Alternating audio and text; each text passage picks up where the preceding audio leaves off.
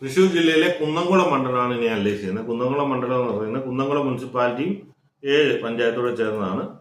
അപ്പം അതിൻ്റെ പഞ്ചായത്ത് തെരഞ്ഞെടുപ്പിലെ വോട്ടെന്ന് പറയുന്നത് LDF ആണ് മുന്നിൽ. 66,000 വോട്ടുണ്ട്. 41% വോട്ടുണ്ട്. UDF 35% എടുത്ത് 56,000 വോട്ട് നേടി UDF ഫ്രണ്ടിലാണ്. രണ്ടാമതാണ് NDA 28,000, 17% ഉള്ളൂ NDAക്ക്. തൃശ്ശൂർ ജില്ലയിൽ കുറച്ച് NDAക്ക് സ്വാധീനം കുറവുള്ള ഒരു മണ്ഡലമാണെന്ന് തോന്നുന്നു. സാറിന് എല്ലായിടത്തും 25% വോട്ടുണ്ട്. Others സ്വതന്ത്രല്ലാണ്ട് 6%, 10,000 vote വെളിയിലുണ്ട്. LDFന് 82 മെമ്പർമാരുള്ളപ്പോൾ UDFന് 66 മെമ്പർമാരാണുള്ളത്. NDAക്ക് 12, മറ്റുള്ളവർ സ്വതന്ത്രരായിട്ട് 6 പേരുണ്ട്. അതിൻ്റെ ഹിസ്റ്ററി ഒന്ന് നോക്കിക്കഴിഞ്ഞാൽ കുന്നംകുളത്ത് 2011 CPMൻ്റെ മണ്ഡലമായിരുന്നു. CMB CPM ആണ്. അപ്പോൾ CPM LDF നിലനിർത്തുന്ന മണ്ഡലമാണ്. 2011 2016 AC മൊയ്തീൻ ജയിച്ചു അവിടുന്ന്.